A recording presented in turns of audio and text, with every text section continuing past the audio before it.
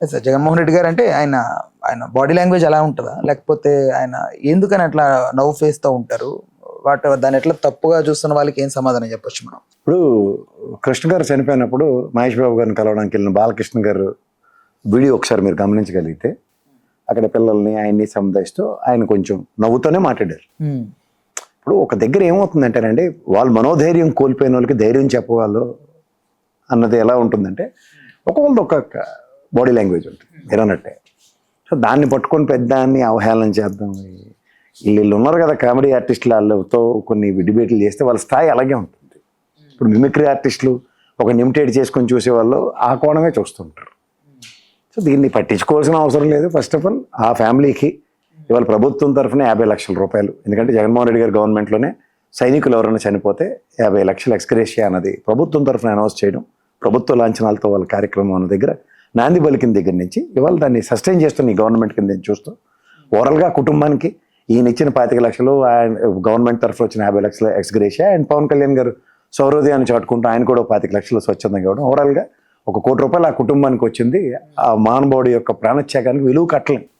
కానీ వాళ్ళ యొక్క ఆర్థిక పరిస్థితులు, వాళ్ళకున్న దైనందిన స్థితిగతుల్ని కొంచెం ఆ అబ్బాయి లేగిన సిచ్యువేషన్ నుంచి ఒక అడుగు ముందుకెళ్ళడానికి మనోధైర్యాన్ని కోల్పోకుండా వాళ్ళ కుటుంబం కొన్నాళ్ళు వాళ్ళ జీవితాలని వాళ్ళు పరిరక్షించుకోవడానికి ప్రభుత్వ సహాయాలు, ఇలా ఇండివిజువల్గా చేసిన సహాయాలు ఖచ్చితంగా అక్కడికి వస్తాయని మాత్రం నేను చెప్తాను. రైట్. అయితే మోస్ట్లీ సార్ గతంలో ఎప్పుడు చూసినా ఏ చావు దగ్గరికి వెళ్ళినా జగన్మోహన్ రెడ్డి గారు కొంచెం ఒక స్మైలీ ఫేస్తో వెళ్తూ ఉంటారు, పలకరిస్తూ ఉంటారు. వాళ్ళు బాధపడుతున్నా అది దాన్ని ఎక్కువ అంటే ట్రోలింగ్కి గురవడానికి కారణం అవుతుంది కదా, బట్ ఎక్కడ కరెక్ట్ చేసుకునే ప్రయత్నం ఎందుకు చేయలేదు జగన్ గారు? ఇప్పుడు ఎవరైనా నేషనల్ ఇన్హెరెంట్ అని కొన్ని ఉంటాయి, ఇన్హెరెంట్గా ఉన్నవి అవి వాళ్ళ యొక్క, ఇప్పుడు ఒక్కొక్కరు ఒక్కొక్క దాన్ని తీసుకునే విధానాలు ఉంటాయి. కొంతమంది ఏదైనా కనబడగానే చాలా సెన్సిటివ్గా ప్రతిదానికి ఏడుస్తూ ఉంటారు. కొంతమంది అంటే అవతల వాళ్ళని ఓదార్చినప్పుడు ఒక చిరుమందహాసంతో ఓదార్చడం అనేది జస్టిఫైడ్. ఇప్పుడు మనకి వాళ్ళు ఇప్పుడు ఉదాహరణకి ఫ్యామిలీ కోల్పోయిన మెంటల్ ట్రాన్స్ ఎట్లా ఉంటుందంటే వాళ్ళ నాన్నగారు చూడండి, ఎవరు వచ్చినా లే బాబు లేచి సెల్యూట్ చేయి అని చెప్తున్నాడు పెద్దవాళ్ళకి. ఇప్పుడు ఉదాహరణకి పవన్ కళ్యాణ్ గారు వస్తే కూడా సెల్యూట్ చేయమని చెప్తున్నాడు అతను. అలాగే జగన్మోహన్ రెడ్డి గారు వచ్చినా లేచి సెల్యూట్ చేయని చెప్తున్నప్పుడు ఇప్పుడు వాళ్ళంటే ఒక ట్రాన్స్లో ఉన్నారు. కానీ మనం నవ్వుతో లేనన్నా ఆయన పరమపదించాడు, ఆయన ఆత్మకు శాంతి కలగాలని కొంచెం పాసిఫికేషన్లోనే చెప్తారు కదా.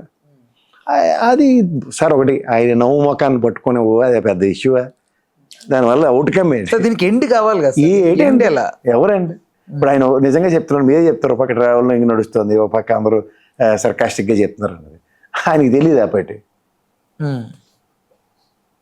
నేను ఇప్పుడు బాలకృష్ణ గారికి అభిమానులు వాళ్ళందరూ బాలకృష్ణ గారు చూడండి నవ్వుతూ వాళ్ళని ఎలా పాసిఫై చేశారని తీసుకునే విధానంలో ఉంటుంది. వీళ్ళు నచ్చరు కాబట్టి ఎవరు నచ్చినట్టు వాళ్ళు మాట్లాడుతారు. ఇప్పుడు ఒక ఆహ్లాదభరితమైన వాతావరణాన్ని అక్కడ ఉన్న సర్కమ్స్టాన్సెస్లో ఏర్పాటు చేయడం అనేది చాలా ఇంపార్టెంట్. దానివల్ల అవతల వాళ్ళకి మనోధైర్యం వస్తుంది. అంటే జగన్మోహన్ రెడ్డి గారు 50 లక్షలు ఎవరైతే ఈ గవర్నమెంట్ పరిపాలన ఉన్నప్పుడు వాళ్ళు అందించారో ఆ సైనికుడికి, దాన్ని ఆయన కొంచెం మెచ్చుకున్నట్టుగా మాట్లాడాడు. అట్ ద సేమ్ టైం ఆయన 25 లక్షలు చేయడం అనేది ఆబ్వియస్లీ కదండి. ఇప్పుడు గౌరవ వందనం ఇచ్చి ఆ ఫ్యామిలీకి ఎక్స్గ్రేషియా అనేది రాష్ట్ర ప్రభుత్వం తరఫున 50 లక్షలు అనేది అతని ప్రభుత్వంలో తీసుకున్నారని అని కంటిన్యూ చేస్తున్నప్పుడు ఎవరికైనా మంచిగానే అనిపిస్తుంది కదా. ఇప్పుడు దాన్ని తగ్గించినా పెంచితే ఇంకా సంతోషం, పెంచుంటే ఇంకా సంతోషం ఎక్స్ప్రెస్ చేస్తుంది. అదే ఇప్పుడు ఓవరాల్గా పవన్ కళ్యాణ్ గారు ఇచ్చిన 25 లక్షలు, ఈయన ఇచ్చిన 25 లక్షలు వైఎస్ఆర్సీపీ తరఫున ఓవరాల్గా కుటుంబానికి 1 కోటి రూపాయలు అందినట్టే కదా. కొంత ఉపశమనమే కదా. పోయిన మురళీ నాయక్ గారిని అయితే మళ్ళీ వెనక్కి తేలేం. ఆయన కుటుంబానికి అట్లీస్ట్ ప్రభుత్వం తరఫున, ఒక పార్టీ తరఫున, ఒక వ్యక్తిగా పవన్ కళ్యాణ్ గారి తరఫున ఒక అచ్చేదన ఇవ్వగలిగారు కదా, దానికి ఎవరైనా సంతోషించాలి. అయితే ఇప్పుడు ఆ మరణాన్ని గురించి అందరూ బాధపడుతుంటే, బట్ ఒక సో కాల్డ్ ఈ మీడియా మాత్రం దాన్ని టర్న్ చేస్తూ జగన్మోహన్ రెడ్డి గారి ఎందుకు ఆ ప్రోపగండా ఎందుకు వాళ్ళకి? ఇప్పుడు మెయిన్ ఏంటంటే జగన్మోహన్ రెడ్డి గారు వెళ్ళినప్పుడు నిన్న అక్కడ జరిగిన వాతావరణం చూడండి. వైఎస్ఆర్సీపీ ఫ్లాగులు లేవు, ఇండియన్ ఫ్లాగ్స్తోనే ఆయన రిసీవ్ చేసుకున్నారు. ఆయన అక్కడ సంఘీభావం ప్రకటించడానికి వెళ్ళారు. అండ్ మోర్ వాళ్ళ ఫ్యామిలీని పక్కన నిలబెట్టుకుని ప్రోటోకాల్ ఇచ్చుకొని అంటే వాళ్ళకి ధైర్యం చెప్తూ ప్రెస్ అడ్రస్ చేశాడు అతను. ఇవి ఆ జనసందోహానికి ఫస్ట్ ఆఫ్ ఆల్ ఏంటంటే యువతల వాళ్ళకి కొంచెం బాధ ఎక్కువగా ఉంది. నేను ఒక్కనే తరలి వెళ్తాను అన్న దగ్గర నాతో పాటు నా శ్రేణులు తరలి వచ్చి సంఘీభావాలు ప్రకటిస్తున్నాయి అన్నది ఇట్స్ ఎ హ్యూజ్ వే. ఆ విధంగా చూడాలి. వైఎస్ఆర్సీపీ పార్టీ నాయకులు, అతిరథ మహారథులు, చుట్టుపక్కల ఉన్న వాళ్ళందరూ వెళ్ళి సంఘీభావం ఇవ్వగలిగారు ఆ కుటుంబానికి. అది కొంచెం పెద్ద కోణంలో చూడాలి కదా. ఒక మంత్రి హోదాలో ఇద్దరు మంత్రులు, క్యాబినెట్ మంత్రులు వెళ్ళి ప్రోటోకాల్ తీసుకొని దాంతో వాళ్ళకి సంఘీభావాలు ప్రకటించడం, దహన సంస్కారాల్లో జనాలతో పాటు చేయడం, అది ఒక ఎత్తు అయితే, ఈ 11 రోజుల లోపునే మళ్ళీ ఒక కుటుంబానికి ఇంతమంది నీకు సపోర్ట్ ఉన్నారన్నది చెప్పడం కూడా గొప్ప విషయమే కదా. అది డైజెస్ట్ కాదు. ఇది ఎంతకాలం వరకు ఇలాగే వెళ్తుంది సార్? అంటే నెక్స్ట్ ఎలక్షన్ వరకు ఇంతేనా? పాజిటివ్ నెగిటివ్ పాలిటిక్స్ లో అంటే ఎవరు వీళ్ళు వాళ్ళు అలా ఎవరు తగ్గరు పార్టీల పరంగా. అవతలకి మైలేజ్ వచ్చినప్పుడు వీళ్ళు దాన్ని ఎలా క్రిటిసైజ్ చేయాలన్న దాని మీద ఉంటారు.